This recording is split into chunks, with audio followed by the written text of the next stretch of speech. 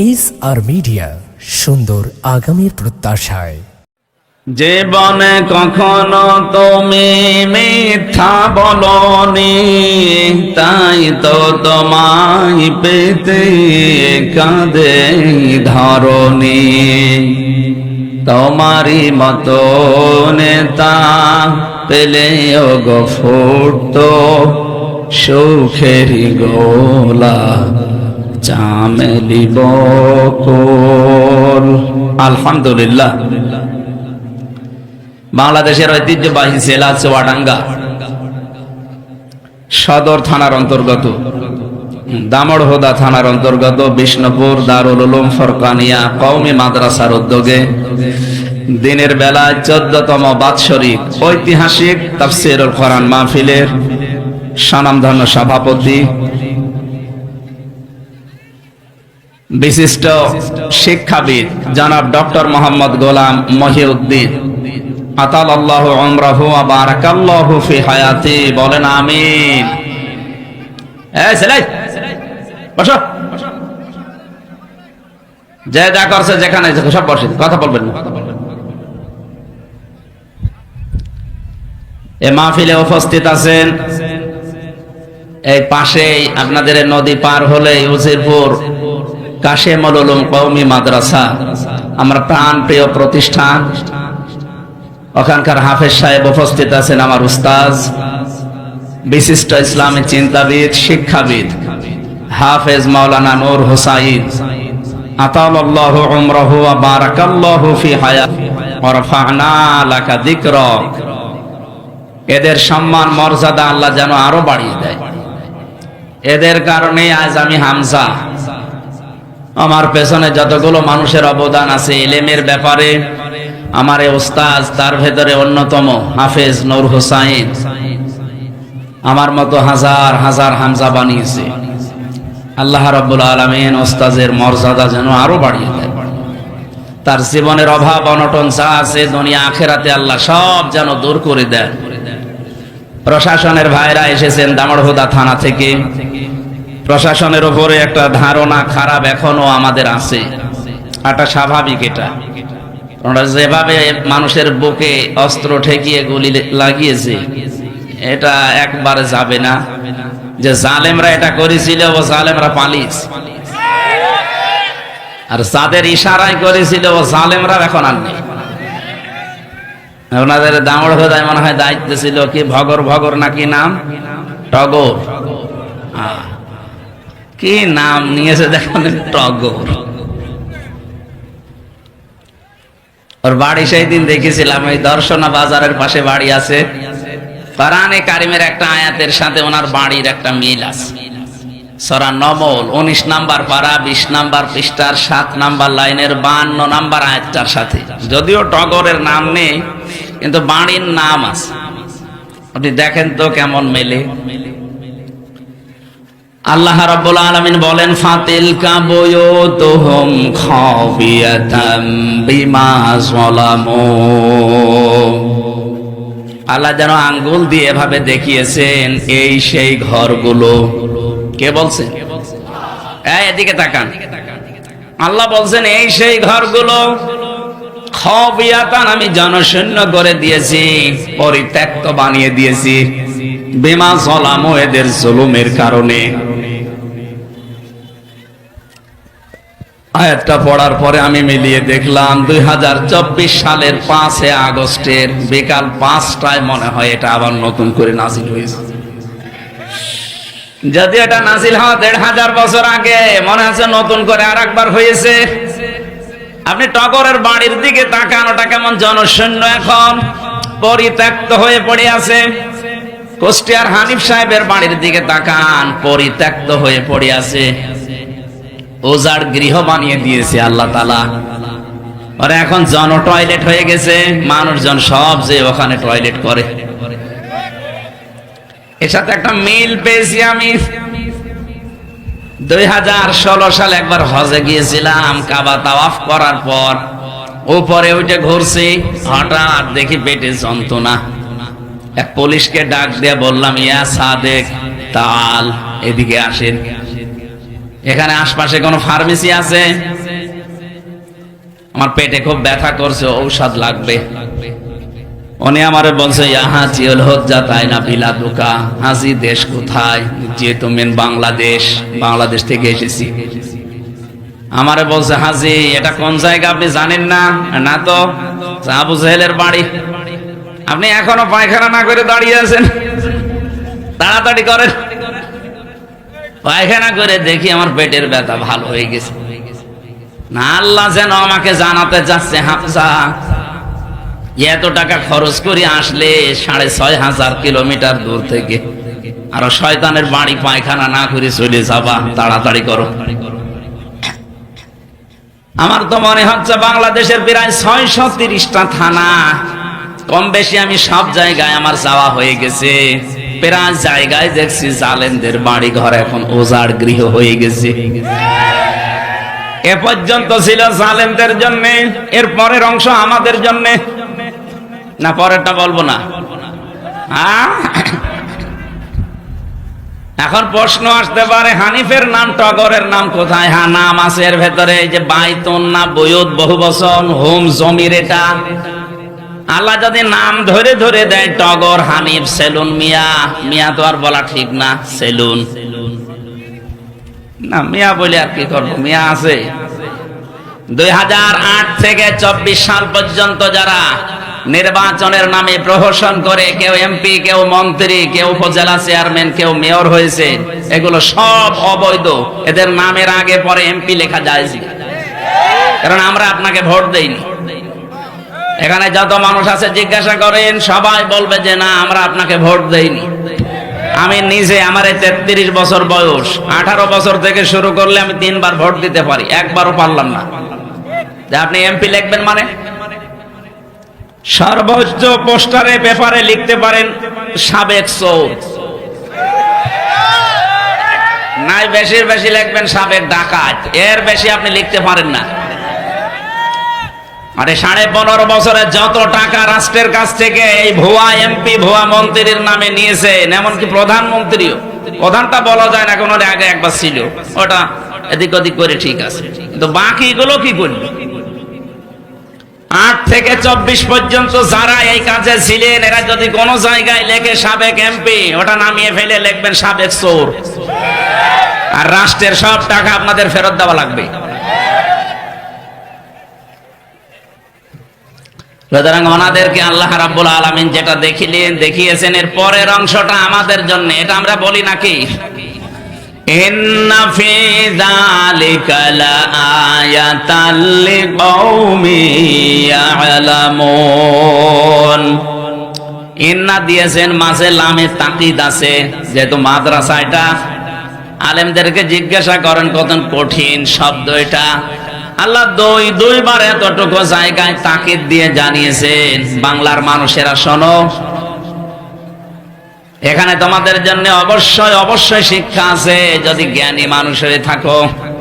এদের 15.5 বছরের এত বড় গভীর শিকড় যদি কেটে ফেলতে পারি, আগামীতে যারা আসবে, এরাও যদি জনগণের উপরে জুলুম করে, এদের বাড়ি ঘর টয়লেট হয়ে যাবে।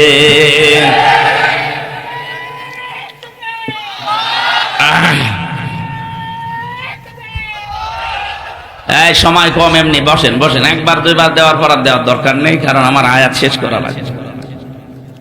আমরা বাদ দিয়ে দিলাম, আল্লাহর শুকরিয়া আদায় করছি, এই কারণে এটা জগৎ দল পাথর বুকের ওপর থেকে সরে গেছে। কথা বলেন না কেন?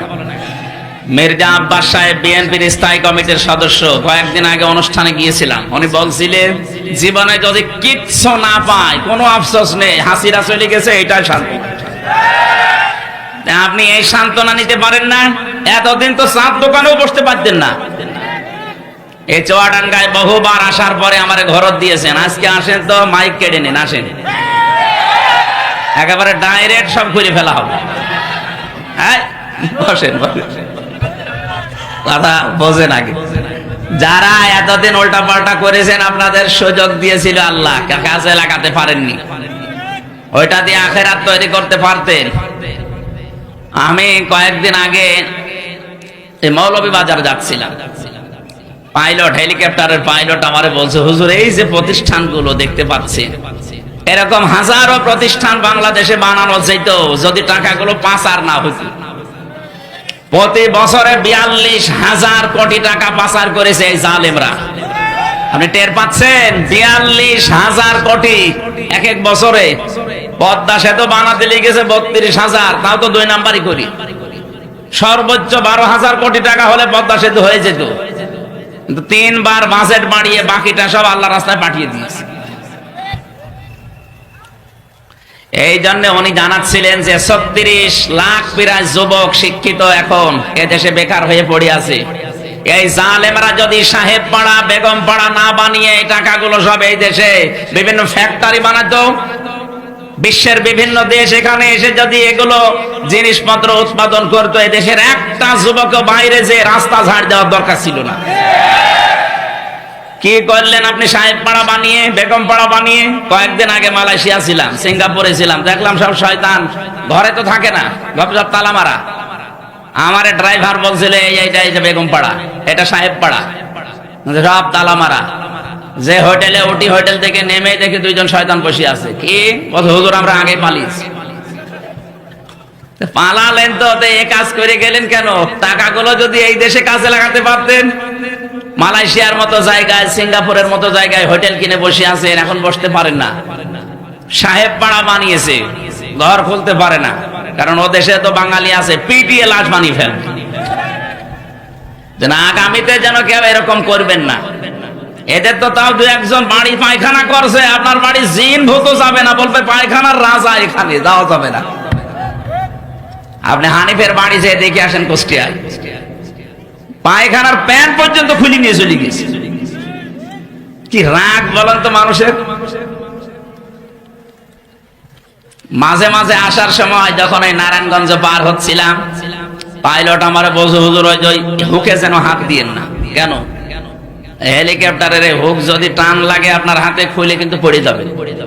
মনে মনে ভাবছিলাম, আল্লাহ, যে 2 বোন চলে গেল, যে একটু হুকটা খুলে যেত। হুকটা খুলে গেলে তো কাজ হয়ে গিয়েছিল। কথা বলেন না কেন? যার সামনে পড়তো কুকুরের মতো পিটাই। এমন কাজ কেন করবেন যে সিয়ার চলে যাওয়ার পরে আর দেশে থাকা যায় না? এরকম কাজ করবেন আর কেউ? আল্লাহ দৃষ্টান্ত দিয়েছেন আমাদের সামনে। সুতরাং কিচ্ছু না পায় আর পৃথিবীতে, অন্তত এ জালেম চলে গেছে, এইটাই আমাদের জীবনের সবচাইতে বড় সান্ত্বনা। একটা জগদ্দল পাথর আল্লাহ সরিয়ে এই যে কথা বলার মতো শক্তি দিলেন। কথা আগেও বলতে পারতাম, কিন্তু এইভাবে না। কোরআনে কারীম জানিয়েছে, খলাকাল ইনসান আল্লামাহুল বায়ান। আমি মানুষ বানিয়েছি, আর মানুষকে কথা বলা আমি শিখিয়েছি। বিজ্ঞান এখন প্রমাণ করছে মানুষ যে কথা বলতে পারে। এই যে কয়েক ইঞ্চি জায়গা কণ্ঠের ভেতরে, এক একটা জায়গায় 27টা স্তর তৈরি করা আছে। এগুলো সব ধাক্কা লাগে আর কথা তৈরি হয়। সুবহানাল্লাহ বলতে পারেন না? আর হাদিসের ব্যাখ্যায় পড়েছি, প্রত্যেকটি জায়গায় একজন করে ফেরেশতা বসে আছে। প্রতিটি জায়গায় একজন করে ফেরেশতা বসে আছে, এর কাছে এর কাছে এর কাছে দিতে থাকে। 27 নাম্বার জায়গায় এসে কথাটা বের হয়ে যায়। একজন যদি দায়িত্ব অবহেলা করে, জীবনে আর কথা বলতে পারবেন না, শুধু গা গু শব্দ হবে। সুতরাং এই যে কথা বলতে পারছেন, এটাই কি বড় নিয়ামত না? যাদের জবান খোলা আছে বলেন আলহামদুলিল্লাহ। দরুদ আর সালাম পড়ছে আমাদের নবী মুহাম্মদুর রাসূলুল্লাহ সাল্লাল্লাহু আলাইহি ওয়াসাল্লামের প্রতি।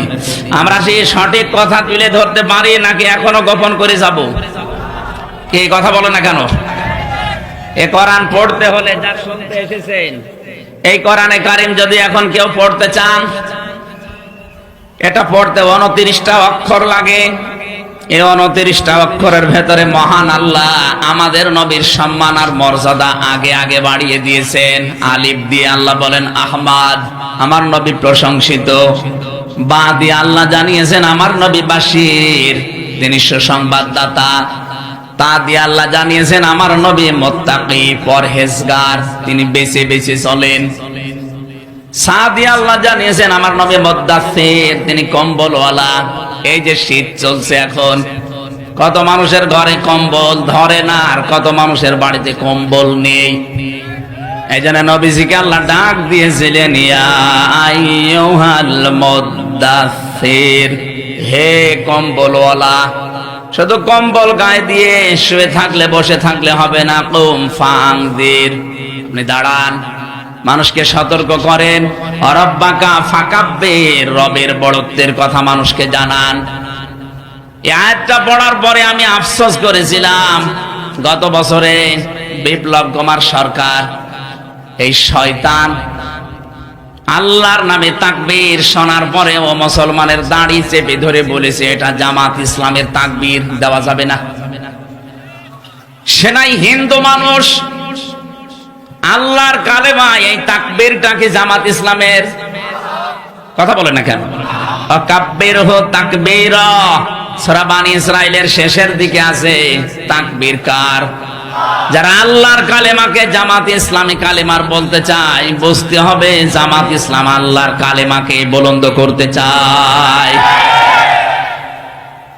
আপনারা শত্রুতা করে কি করবেন? আমি ব্যক্তি হামজার শত্রুতা করে লাভ নেই, কারণ আমি ব্যক্তি কিছু না, আমি আল্লাহর গোলাম। আমি চাই দেশে আল্লাহর কালেমাটাই উঠতে থাকবে। সুতরাং যারা এতদিন আল্লাহু আকবারের বিরোধী ছিল, সময় আল্লাহ ঘুরিয়ে দিয়েছে।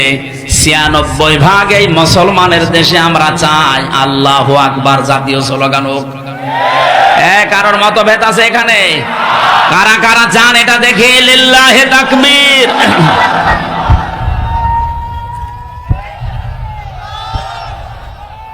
আলহামদুলিল্লাহ। ভাই বসেন। জেম দিয়ে আল্লাহ জানিয়েছেন আমার নবী জামিল, হা দিয়ে আল্লাহ জানিয়েছেন আমার নবী হামিম, খা দিয়ে জানিয়েছেন আমার নবী খাতামান নবিয়্যিন। বাংলার মুসলমানেরা, আপনি একটা একটা অক্ষরের শেষ অক্ষরে যে দেখবেন আল্লাহ ইয়া দিয়ে ডাক দিয়েছেন, ইয়াসিন। হে নেতা, এটা আমি বানালাম, বলেন বলেন। তাফসিরে কাবির আল্লামা ফখরউদ্দিন রাজি রাহমাতুল্লাহ আলাইহি, আমি বিশ্ববিদ্যালয়ে থাকাকালীন মাস্টার্সে এই কোর্সটা আমাদের ছিল। ইয়াসিন দিয়ে মুফাসসির বোঝাতে চেয়েছেন ইয়া মানে হে, এটা হরফে নেদা, সিন মানে সাজ্জেদ। 5টা অর্থ তিনি ওখানে দিয়েছেন। সিন মানে সাজ্জেদুল আলামিন, সিন মানে সাজ্জেদুল বাশার, সিন মানে সাজ্জেদুল কাউনাইন, সিন মানে সাজ্জেদুল আম্বিয়া, সিন মানে সাজ্জেদুল মুরসালিন। এক একটা শব্দে এত কথা তাফসিরে ভাষায় লেখা আছে।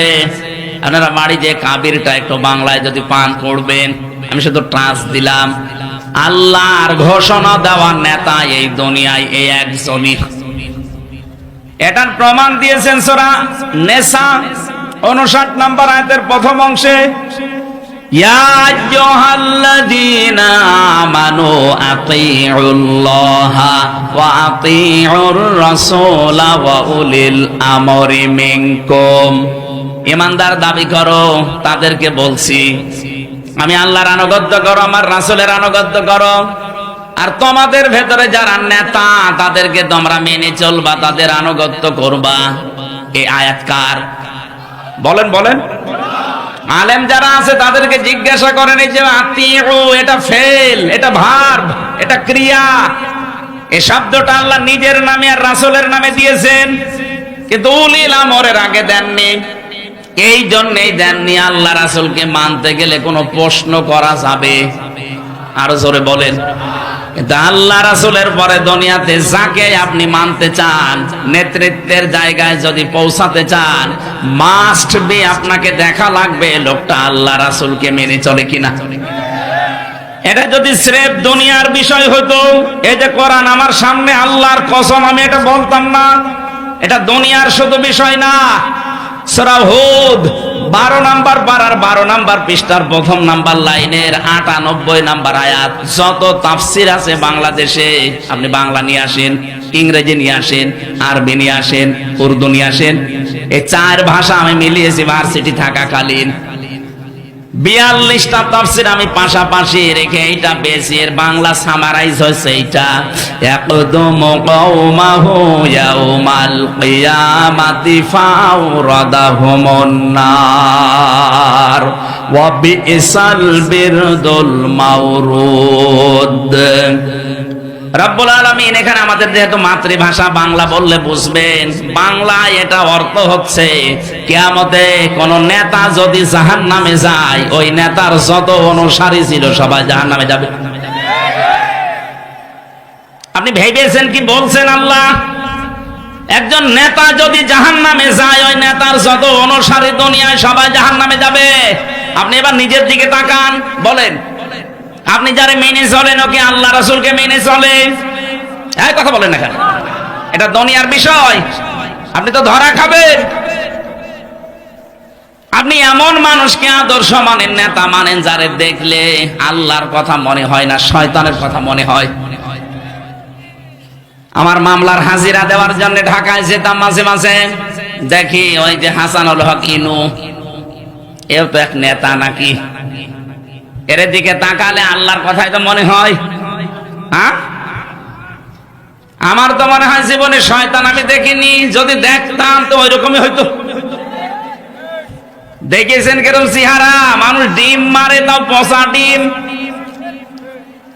এত নিচে আল্লাহ নামিয়েছে, আপনি তাকাননি কালামানিকের দিকে, কলার পাতায় শুয়েছিল লোকটা, অথচ সুপ্রিম কোর্টের বিচারপতি। কি হ্যাডাম ছিল তার, কথার ওজন কি। যারে তারে রাজাকার বলে গালি দিত, আল্লাহ এখন ওরে রাজাকার বানিয়ে দিয়েছে। ওর বেশি শুনলাম উড়িয়ে গেছে। কি অবস্থা হবে বলেন তো? সূরা আলে ইমরানের ভেতরে আছে ইন্নামা নুমলি লাহুম লিয়াজদাদু ইসমা ওয়া লাহুম আযাবুম মুহিন। রব্বুল আলামিন বলেন, মানুষের পাপের বোঝা যখন একেবারে পরিপূর্ণ হয়ে যায়, তখন আর তাকে আমি ছাড় দেই না, ওই মানুষকে অপমানজনক শাস্তি দিয়ে বিদায় করি। আমার তো মনে হচ্ছে 15.5 বছরে অনেক জালেমের পাপের বোঝা পরিপূর্ণ হয়ে আর উতলিয়ে গেছে। এক কথা বলেন না কেন? বিশেষ করে আয়না ঘরের সাথে যারা জড়িত ছিলেন, আমি তো 10 দিন মাত্র ছিলাম, আমি দেখেছি কি হয় ওখানে। আমি তো তাও মিনিটাই ছিলাম, বিগটাই আমার নেয়নি। মিনি ছোটটায় যদি এই হয়, বড়টায় কি হতো? যারা দায়িত্বে থাকতো মাঝে মাঝে ভাবতাম, আল্লাহ এরা যে 8 ঘন্টা পরে পরে ডিউটি পাল্টায়, এরা বাইরে যে সংসার করে কি করে? এদের তো মা বাবা, স্ত্রী, সন্তান, বন্ধু বান্ধব আছে, এরা বাইরে যে থাকে কি করে? কি আচরণ করে গেল আলেমদের সাথে।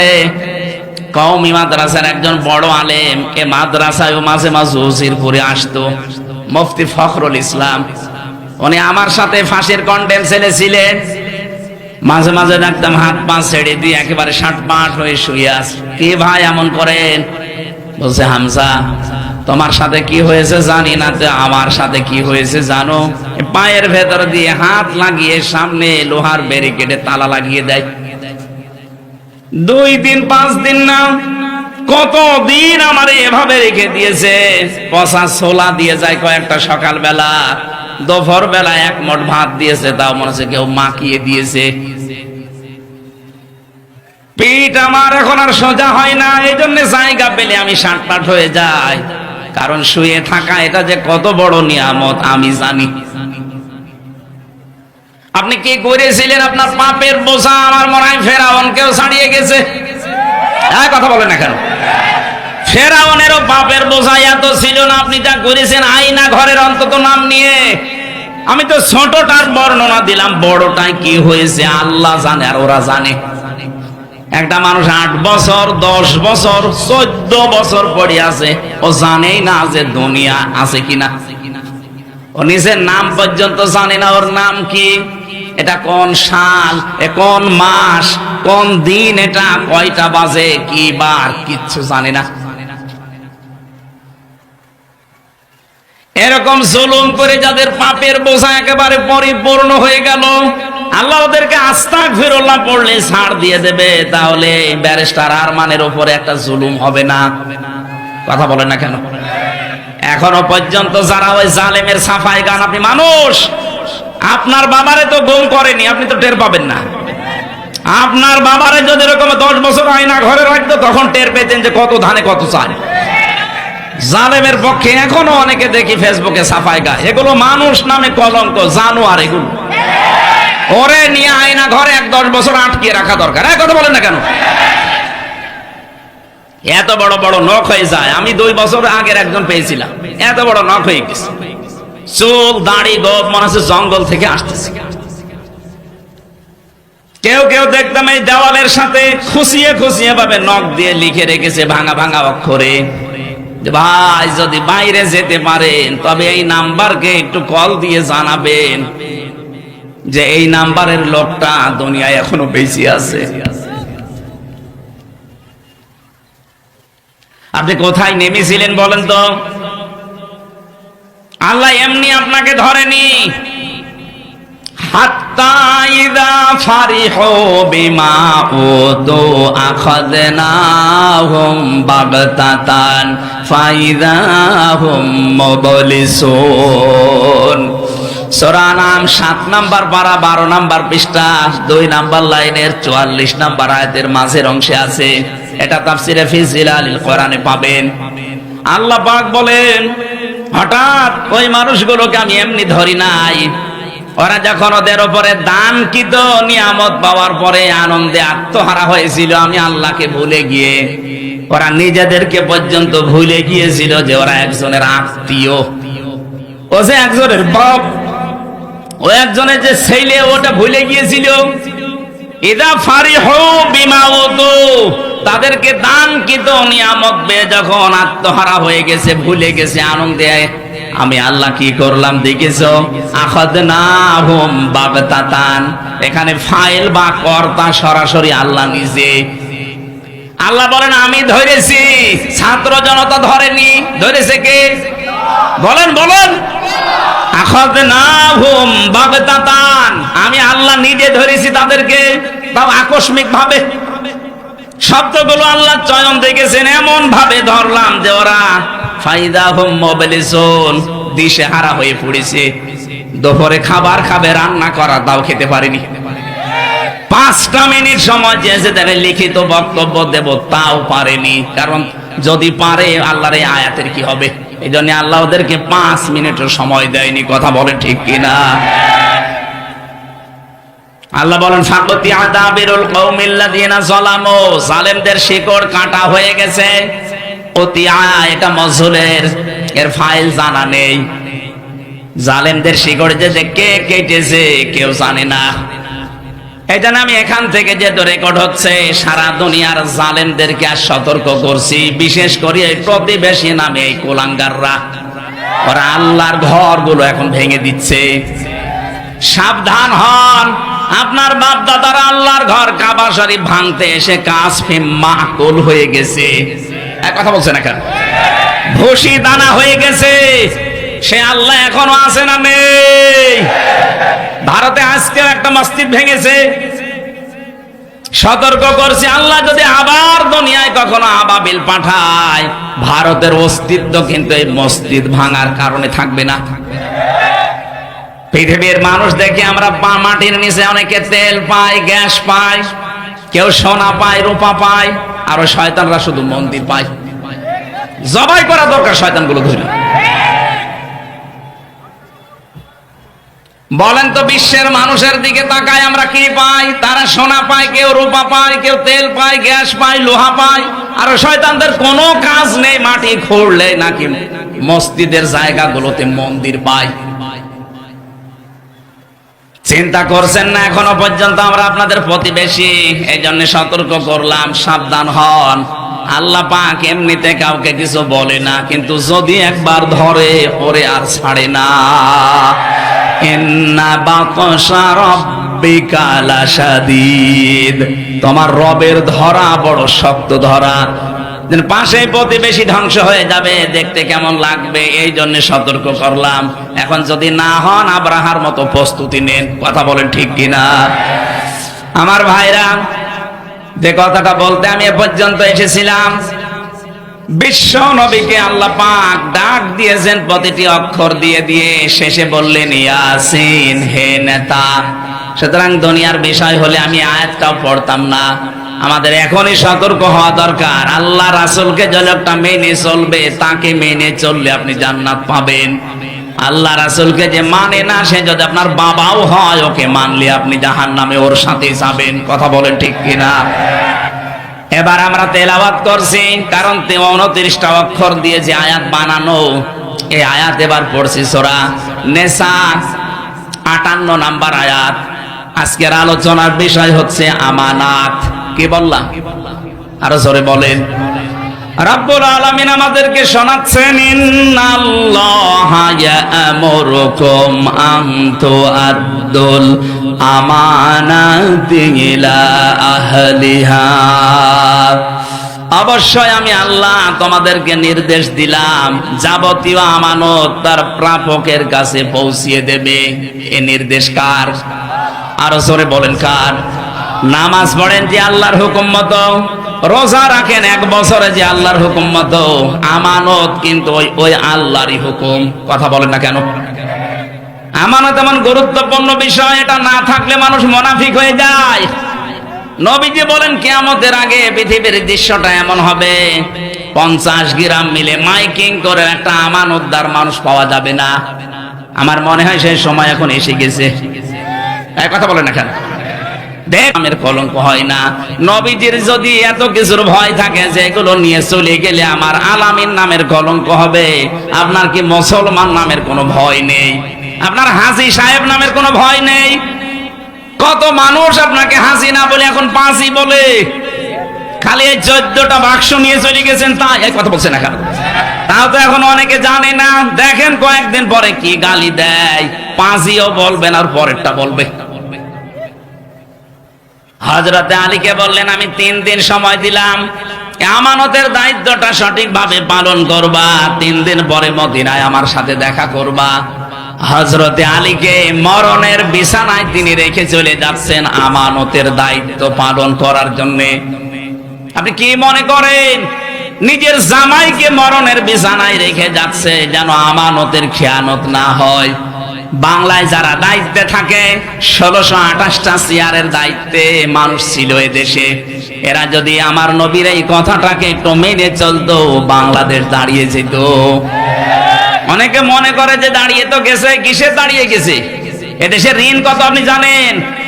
এখন কেউ জন্ম নিলে তার মাথার উপরে 1,10,000 টাকা ঋণ, সব ওদের মারিং কাটিং করা টাকার কারণে।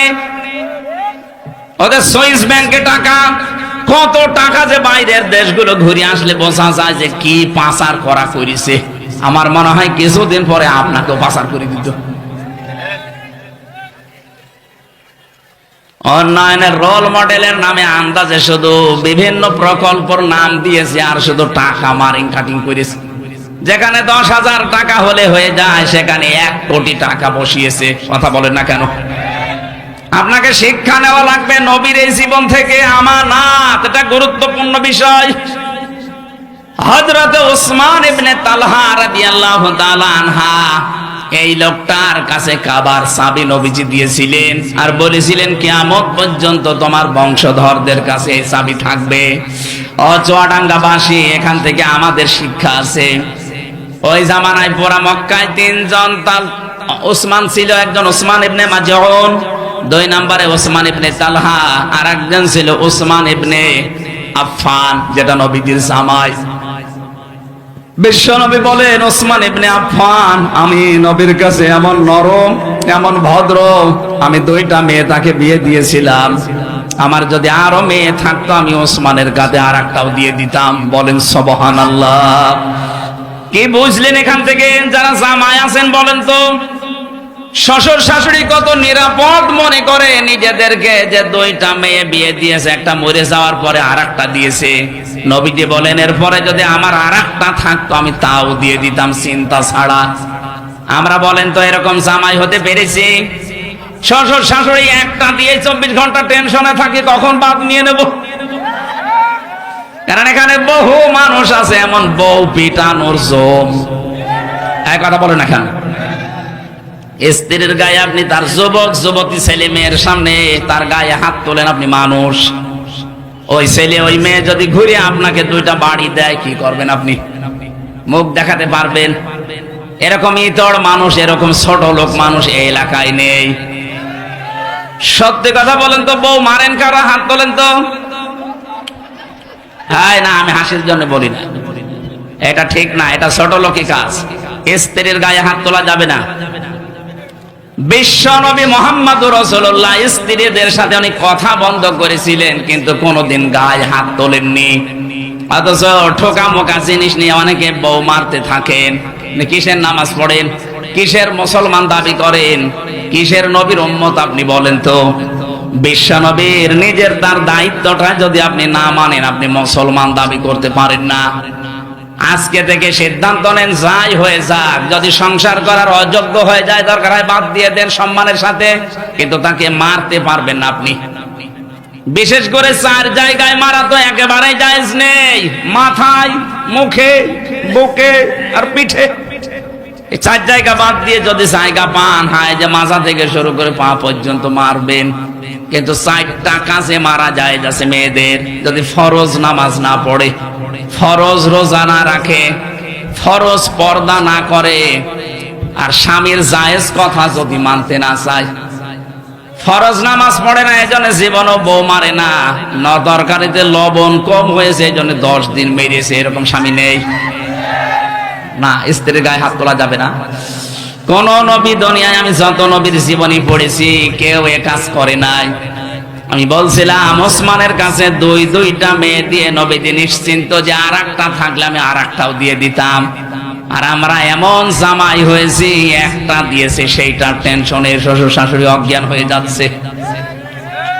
আল্লাহ আমাদেরকে ওসমানের মতো জামাই হওয়ার তৌফিক দিন, বলেন আমিন। এবার আসেন তো আয়াতে ঢুকে। আল্লাহ নির্দেশ দিচ্ছেন, মনে রাখবেন এটা কিন্তু নামাজের মতো, রোজার মতো, হজের মতো, যাকাতের মতো ফরজ। কথা বুঝতেছেন? নামাজ পড়া যেমন ফরজ মনে করেনি, আমানতটাও এভাবে ফরজ মনে করবেন জীবনে। ইন্নাল্লাহা ইয়া'মুরুকুম, অবশ্যই আমি আল্লাহ তোমাদের সবাইকে নির্দেশ দিচ্ছি। এখানে কম বহুবচন, জমির, এটা শুধু হামজা না, শুধু সাগর না, দুনিয়ায় যত মানুষ আছে সবাইকে, এমনকি শুধু মুসলমানও না। তাহলে আল্লাহ ইয়া আইয়ুহাল্লাযীনা আমানু দিয়ে আরম্ভ করতেন, ইন্নাল্লাহা ইয়া'মুরুকুম। পৃথিবীর যত মানুষ এখন জীবিত আছে প্রায় 850 কোটির উপরে, সবাইকে আল্লাহ এই কুমের ভেতরে সব অ্যাড্রেস দিয়ে আছেন।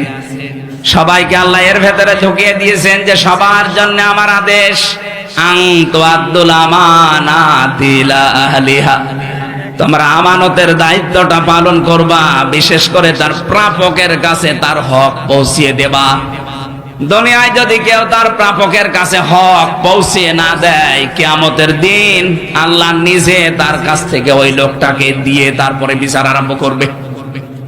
আপনি হয়তো দুনিয়ায় 1 বিঘত জমি কারো আত্মসাৎ করেছেন, ফিরিয়ে দেননি।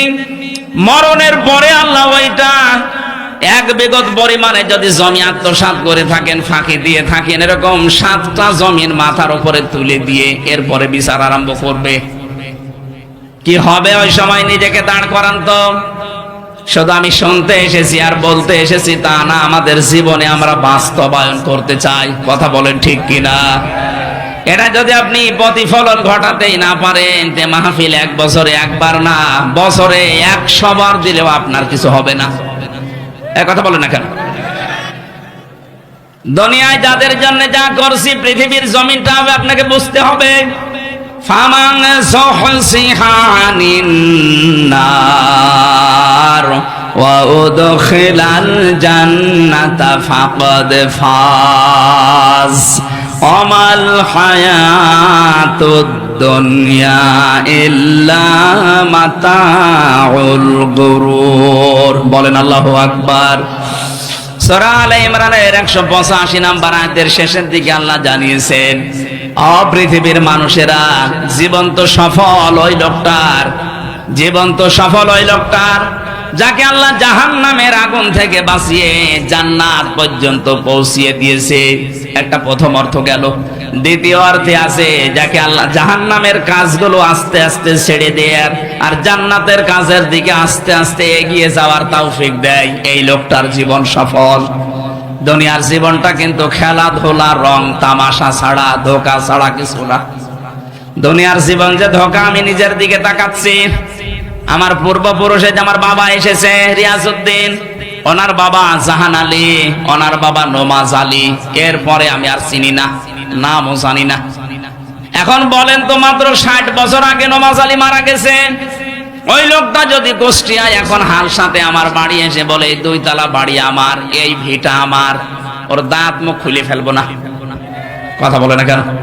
কিসের নমাজ আলীর বাপ আপনি? নমাজ আলীকে তো চিনি না আমি, আপনি নমাজ আলীর বাপ। অথচ এই জমি জায়গায় ভিটা কিন্তু তারই ছিল। বলেন, আজ যারা বাম হাতের ইনকাম করতে খুব আরাম লাগে, চোখ বন্ধ করে দেখেন, 100 বছর পরে যদি ফিরে আসেন, এই এলাকায় কেউ আপনাকে ওই সময় আর চিনবে না। অথচ এই বাড়িটার জন্য আপনি ডান বাম দেখেননি, বাবা শাহজালাল সব হালাল করে ফেলেছিলেন। এক কথা বলছে না কেন? সুতরাং আমাদের এই মুহূর্তে থামতে হবে। দুনিয়ার জীবন ধোঁকা, মা বাবা, সন্তানাদি, বউ, দুনিয়ার যত কিছু আছে সব ধোঁকা। আল্লাহ বলছেন ধোঁকা, মিথ্যা হবে? বলেন বলেন না। আমাদের যদি হুঁশ না ফেরে কবে ফিরবে? আমরা আজকে থেকে, এখন থেকে সিদ্ধান্ত নেব, আমার কাছে যত আমানত, যত যার আমানত আছে আমি মরণের আগে সব ফেরত দেব। এই যে ভাই বোনের জমি, এটা কিন্তু আপনার কাছে আমানত। অনেকে আছে নামাজ পড়ে, রোজা রাখে, হজ করে এসেছে, কিন্তু বোনের জমি দিতে চায় না। দিলেও মাঠেরটা দেয় আর বাড়ির আশপাশেরটা দিতে চায় না। অথচ সাহাবা একরামের জীবনী দেখেন, তারা বাড়ির মগ, ঘটি, বাটি, রান্নার চুলা পর্যন্ত ভাগ করে দিয়েছিল, কারণ এটা আল্লাহর আমানত। এটা কি? ইউসিকুমুল্লাহু ফি আওলাদিকুম লিযাকারি মিসলু হাজ্জিল উনসায়াইন। সূরা নিসার ভেতরে আল্লাহ জানিয়েছেন, তোমাদেরকে আমি আদেশ দিলাম এই পৃথিবীতে এক ছেলে যা পাবে 2 মেয়ে তাই পাবে। তা আপনি ভাই হিসাবে এক ভাই যা পেয়েছেন, 2 বোনকে তো হিসাব করে তাই দেওয়া লাগবে। কেন এই জায়গায় নিজের ছেলে মেয়ে, স্ত্রী এদের দিকে তাকিয়ে বোনকে ফাঁকি দেন কোন কারণে? আমি সহ যারা এসেছি, এরকম কোন আচরণ যদি আমাদের হয়ে থাকে, আমরা এক্ষুনি পাল্টিয়ে যাব। সাহাবায়ে কেরাম যদি বাটি, ঘটি, এমনকি থালা পর্যন্ত ভাগ করে দিতে পারে, আপনি শুধু মাঠের জমি দেন, বাকিটা দিতে চান না, হাদিস কি বানাবেন আপনি? অনেকেই প্রশ্ন দেয়, হুজুর শুধু মাঠেরটা দিলে হবে না। কেন হবে? কেন? ওটা আপনার বাবার মেয়ে না? এই আমানতটা বাংলাদেশে অনেকে মানতে চায় না। এই এলাকায় আছে কিনা জানি না, এই কথা বলে না কেন? এটা যে আমানত অনেকে জানেও না। আশা করছে আমানতের যেন খেয়ানত না হয়, যে যেটা পাবে তার কাছে আমানতটা পৌঁছিয়ে দেবেন। বিশেষ করে অনেকে বলে ভোট, হ্যাঁ ভোটটা আমানত। আমানাত এটা বহু বচন। তাফসিরে মারিফুল কোরআন নিয়ে আসেন, বাংলায় লেখা আছে ভয়কার ট ভোট রয়াকার অন্তুস্ত রায়। ভোট, রায়, সিদ্ধান্ত, সমর্থন, এখানে 8টা অর্থ লেখা আছে। আমি বানিয়ে বলছি না, সব পড়ে এসেছি। সুতরাং যদি কেউ এটা আমানতকে শুধুমাত্র এই টাকা পয়সা জমি জায়গায় শেষ, ভোটটা যে আমানত অনেকে জানেই না। যেখানে যেটা যে পাবে তাকে আপনাকে ওইটা দেওয়া লাগবে, নাই তো কিয়ামতে আপনি ধরা খাবেন। এক কথা বলছে না কেন? কিয়ামতে বিশাল পাপের বোঝা আপনার সামনে আসবে, বলবে আল্লাহ আমি তো জেনা করিনি। আল্লাহ বলেন আমি জানি। মাইয়াশফা শাফাআতান হাসানাতান ইয়াকুল্লাহু নাসীবুম মিনহা ওয়া মাইয়াশফা শাফাআতান সাজ্জিয়াতান ইয়াকুল্লাহু কিফলুম মিনহা। সূরা নিসা 85 নম্বর আয়াত। পৃথিবীতে অনেক মানুষ এমন আছে, ভালো কাজ করে, ভালো কাজের সুপারিশ করে, ও কাজ করে যা পাবে সুপারিশ করে আপনি তাই পাবেন। ও অন্যায় করে যা পাবে অন্যায়ের সুপারিশ করলে আপনি তাই পাবেন। সুতরাং কিয়ামতে জেনার যখন অপরাধ দেখবেন, বলবেন আমি জেনা করিনি। আল্লাহ বলেন জানি। এমন মানুষকে রায় দিয়েছিল, ভোট দিয়েছিল, ক্ষমতায় পাওয়া যাওয়ার পরে জেনার আইন চালু করেছিল। কথা বলেন, এটা আমানতের বাইরে যায় কোন কারণে? এটা যে আমানত আপনি জানেন কিন্তু মানতে চান না। ওয়াইদা হাকামতুম বাইনান নাস আন তাহকুমু বিল আদলি। মানুষের ভেতরে যখন বিচার করবা, মীমাংসা করবা, তখন ন্যায় বিচার করবা। আমাদের এই ন্যায় বিচারটাই আমরা বঞ্চিত ছিলাম এতদিন। এই কথা বলেন না কেন? ন্যায় বিচার থেকে আমরা বঞ্চিত ছিলাম না। আমি নিজেই তো সাক্ষী। আমারে মামলা সর্বোচ্চ রায় দিয়ে দিলে 3 মাস আমার জেলে থাকা লাগে, সেখানে 3 বছর আমাকে ধরিয়েছে, জামিন দেয়নি। তার মানে আমি নিজে জুলুমের শিকার, ন্যায় বিচার থেকে বঞ্চিত হয়েছি। আগামীর পৃথিবী, আগামীর বাংলাদেশ যেন ন্যায় বিচার থেকে কেউ বঞ্চিত না হয়। এই জন্য ন্যায় বিচার যারা কায়েম করতে চায়, কায়েম করতে পারে, এই মানুষগুলোর পেছনে থাকা আপনার জন্য ফরজ। এই আমানতটা আশা করছে ঠিক রাখবেন। আমি আর আগাতে পারছি না।